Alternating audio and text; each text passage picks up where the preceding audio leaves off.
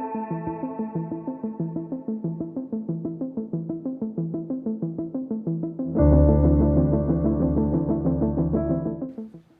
hello everybody, you're all very welcome. I'd like to echo what Nora said to say it's wonderful to be back in 3 dimensions again.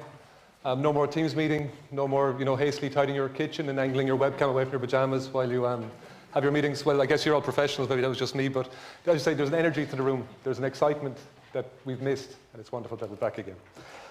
So let me just give a brief overview of where we're going. First of all, of course, we need to thank Mike and Gavin for their stewardship of SSPC through start of phase 2. Through COVID, through very difficult times. We're actually doing really well, as we'll see over the next 2 days, and it's all thanks to their leadership. So we thank them very much for being directors. They're not going anywhere. We won't let them go anywhere. We need them. We need their science in the center. We need their vision and their leadership. So Sarah and I are the front door, but it's a very big house, as you can see here, and we're growing all the time. I mean, we're constantly gaining new industry partners, building new alliances, identifying academics in Ireland who can come in and join SSPC. We also are growing our international collaborators. And through this, then, we get to do research at scale. So we have the clout, we have the reputation, we have the, because we're leading the science, we actually can, provide a very strong offering to industry, and we can show we can together be very, very strong in pushing forward global pharma and biopharma. So this is only made possible by the strong leadership of our PIs. So we have our 5 themes. We have molecules, materials, medicines, manufacturing, and modeling. So molecules is led by Anita Maguire and Pat Gyrey. Molecules 2 by Tori Gunglogson and Donal O'Shea. Molecules 3 by Martin Kleins in DCU. Mike and Sarah lead materials from UL. Medicines by Professor Anne-Marie Healy and Professor Vina Crane. Manufacturing is led by Gavin Walker along with Stephen Ferguson from UCD. And then modeling is myself, Harry, and Norma. So you can see we have a great breadth and depth of expertise here, which allows, as I say, to go after grand challenges. Supporting that, then, we have our very diverse and strong team of funded investigators. We have, physical scientists, medicinal organic chemists, engineers, modelers, physicists, and whatever else you identify yourself as. So, I mean, together we can assemble teams. We can draw from our team of researchers to go after particular challenges. So you can have, modelers paired up with manufacturing people, with molecules people, and that's very, very powerful. And I would say it's something that maybe we don't reflect on enough, but it gives us a fantastic opportunity to go after big things. And then I don't have room for all the PhD students. I mean, there's well over 100 of you now across 10 RPOs. It looks like most of you here today, which is brilliant. For the crystallographers and modelers in the audience, that's a 6-cat unit cell, so you can stop thinking about that now and listen to me. It's brilliant to have you all back, and we do appreciate that you are the guys doing the work while we're making PowerPoints. So thank you. So these are our 4 challenges, and these are grand challenges given to us by our scientific advisory board, by our industry partners, and you could, in a nutshell, we basically want to, make better, safer drugs using leaner, more effective manufacturing, okay? So leaner, faster, more agile manufacturing. And as this requires the response of the centre as a whole. So none of us by ourselves could address any of these challenges. So it requires the collective response of the centre to go after these. And we map those on then to the global landscape. And as we know, it's a very dynamic landscape. It's changing all the time. It's, it's rapidly evolving. So we have to try as SSPC, as collectively, to actually try to shape that landscape. So the more that we can, get out there, we're very good at doing research. We're probably not as good at actually selling our research. So getting out there, trying to translate our new research, moving up that TRL ladder, trying to influence some of these panels and initiatives, and we can actually help to shape then the future science. So the ops team is led by Sarah Hayes. She's going to jump in a minute, and you see all of these people are here today. We have some new faces here. We have Jamie Guidera, who joined us as the Business Development and Commercialization Manager. Sinead, who's moved across as Head of Strategic Development. We have Hilda as a Research Program Manager. So these people are doing a brilliant job in actually keeping the wheels on the road, and we're very, very grateful for that. So this slide here tracks the evolution of SSPC from a cluster to a phase 1 centre through to a fully fledged phase 2 centre. So more than halfway through phase 2 now. You can see it's a big big organizations, a big collective effort. And it gives us the clout then, collectively, to actually impact on pharmaceutical product life cycle all the way from preclinical to manufacturing. So everything except drug discovery. So in terms of our science, we are global and impactful. What does that mean? It means that we publish in the best journals, and we're respected. We get invited to give talks at conferences. We sit on influential panels. We're out there leading pharma. For example, here's some cover articles from the last 10 months or so from SSPC. And we publish about 100, well over 100 papers a year. And that's only important because, I mean, over half of those papers are in, actually no, sorry, excuse me. 85% of those papers are in top quartile journals, and over a third of them are in top decile journals. So that's 85%, that's an A. So we're doing very well.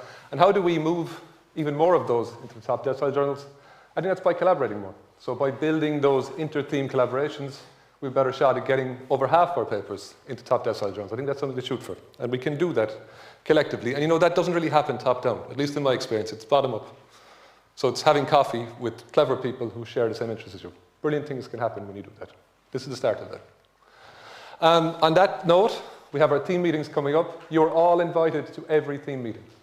I want people to invade team meetings. It doesn't matter whether you're a molecule person or a manufacturing person or a whatever person, especially if it's in your host institute. Please come along. Have a cup of coffee, wander into a few talks, get a feel for what's happening in the different teams. The more we do that, the better outputs will be.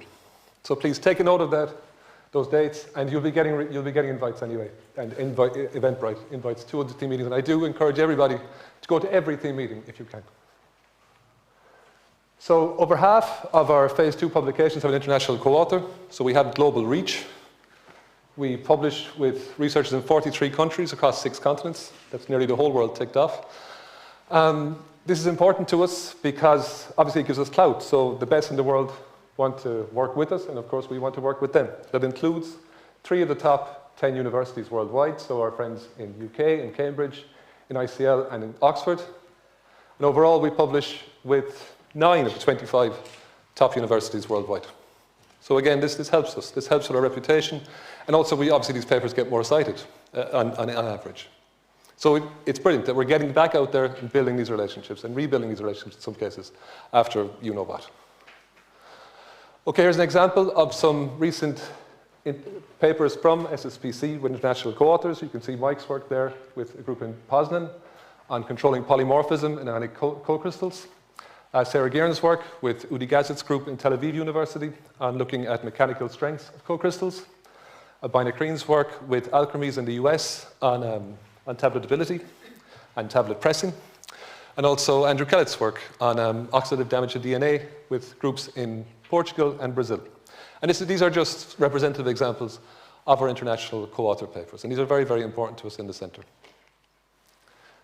In phase 2, we've doubled our number of industry co-author papers. And that's very important to us. That's how we show our impact on pharma and biopharma through these co-authored papers. I mean, industry are our co-creators of the science. They're ultimately also the beneficiaries and the end users of the science. That's very powerful. And okay, so I'll stop for a few minutes and ask our Chief Operating Officer, Sarah Hayes, to update us on funding for diversification and also tell us a little bit about, yeah, thank you. You'll see. Thank you. I feel I'm also about to see. Okay, what am I going to talk about now? So, funding diversification. What I want to highlight here is the success. So you've heard from Nora Lee and you've heard from Damien, and they've noted that SFI, and we see our SFI colleagues here, have set us some very challenging targets in terms of what we have to meet. So we have a 23 million investment from SFI, but we're mandated to grow that through non-exchequer, non-commercial funding that we have to competitively apply for with the best of the best in Europe and globally, and also that we have to bring in industry funding as well through the projects that we do with yourselves. So happily, when we take a look at the growth in the non-exchequer, non-commercial space, we have currently exceeded all targets. And that's fantastic. We're really, really pleased. And we can see how initial projects, for example, I'm trying to see now if I can get this pointer working. No, but at the bottom there, you can see Meccano SUS. That was a cost action with Lydia Tajber in Trinity. And we can see how that has grown through the cost action, through all of those interactions, into a really successful, impactive, up here towards the top of the arrow, new green pharma project that's really, really big, really significant, 8 million, I think, if that's over 8 million, bringing us into that sustainability, that greener pharma space. And that's a kind of example of, you know, how this work that we start in the early years is seeding and moving up then over the years. And we also have a lot of doctoral training programs, and I think that's really important as well to mention. You'll hear a little bit more about the EPSRC and transformative pharmaceutical technologies, about long-act now and about nature over coming slides. So the Nature European Training Network is with Andrew Kellett in Dublin City University, and it works on nucleic acids for future gene editing, immunotherapy, and epigenetic sequence modification. Here we have Long Act Now, led by Sarah Hudson here in the University of Limerick, also partnering and working with Trinity, and the development of stable injectable aqueous long-acting suspensions for complex APIs. Long-acting injectables, basically. And what's really important to note with both of these is you can see both in Long Act Now and you can see with the Nature ETN, we're collaborating. Once again, we're working together. We can see with the Long Act Now, for example, Sarah is working with Lydia in Trinity, the medicines and the materials team. We can see that collaboration. We can see co-supervision. We have seen the same with Anne-Marie in the EPSRC, working with the manufacturing team, with Stephen and the co-supervision there as well, with Abina in UCC. So we've multiple higher education institutions, multiple universities, multiple investigators, multiple teams, and this really brings that collaborative effect to all the doctoral training projects that we have, and that's really, really critical and really important. So now on to industry. So as Damien noted, industry are ultimately the end users of this science.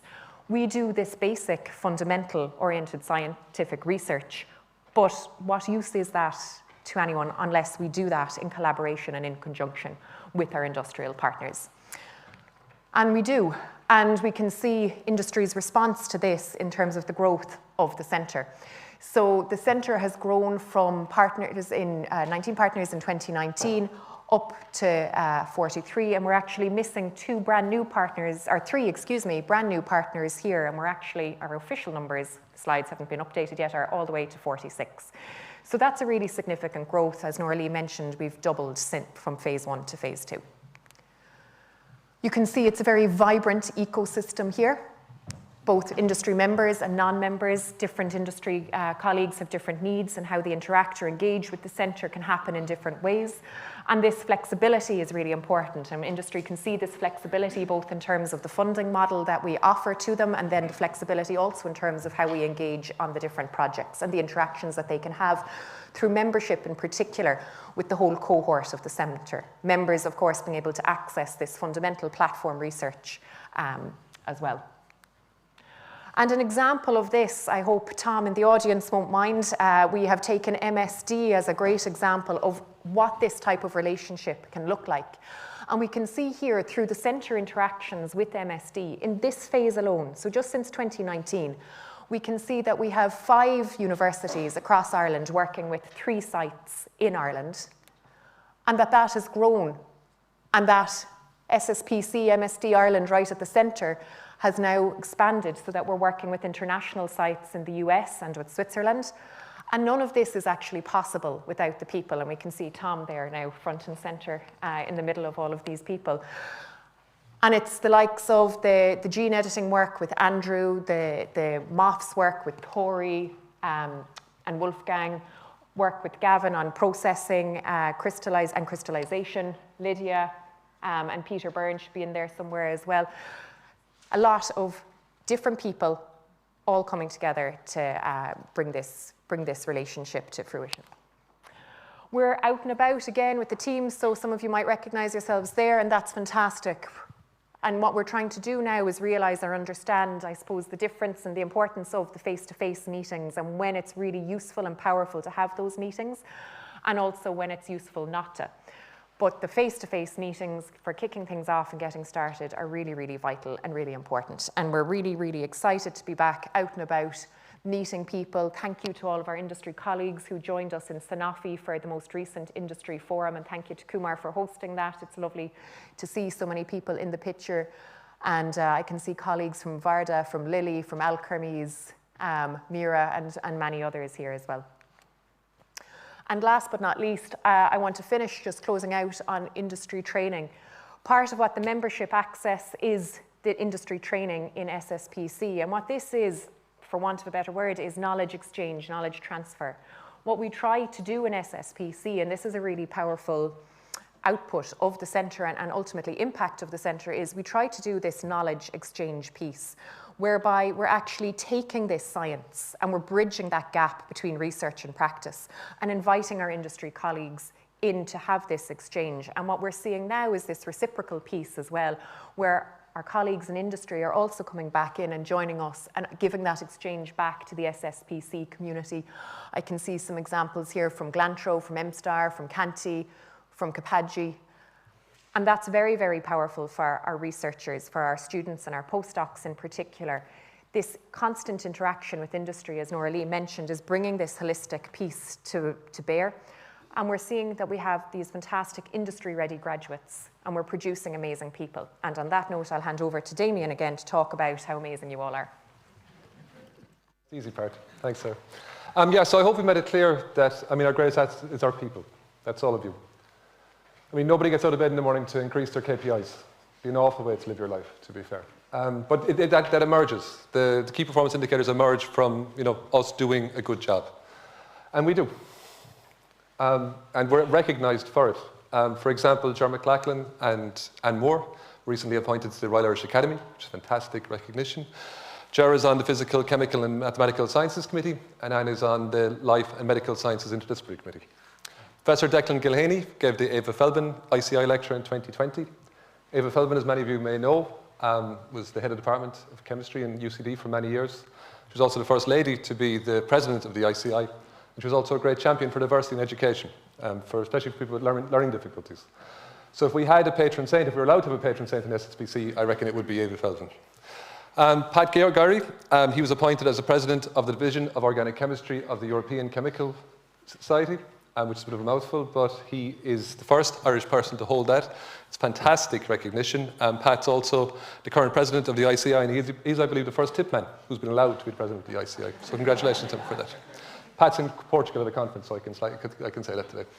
Professor Tori Gunlogson was awarded the MS-MLG Zarnick Award in 2021. Rod Elms won the Emerging Investigator Award from the same conference, and completed a sabbatical at the Scripps Research Institute. So there's Rob. You can just about see him there at Scripps, and we're looking forward to his co-authored paper with the very clever people at Scripps in the near future, Rob. No pressure. Anita McGuire was appointed to the SFI, Creating Our Future National Panel of Experts, which again is fantastic recognition for our researchers. Adele and Mariana were selected to attend the 71st Lindo Nobel Laureate meeting.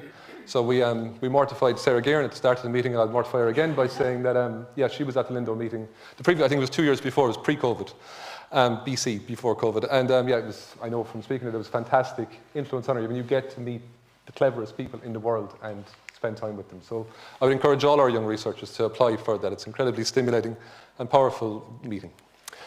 As Sarah mentioned, we're back out and about. We're sponsoring meetings, we're co-organising and co-hosting meetings, for example, the Chemical Biology Ireland conference, which I had the pleasure of attending during the summer in UCD on an absolutely roasting hot day in UCD by the pool. It was absolutely brilliant. That was organised by Marina Rubini in UCD, Joanna McGorn in TCD, and Owen Scanlon in TCD, all SSPC researchers. Also Tori's MS-MLG conference 2022 in Dublin around the same time, and that included also a symposium in honour of AP De Silva, one of the best and most inspiring chemists that we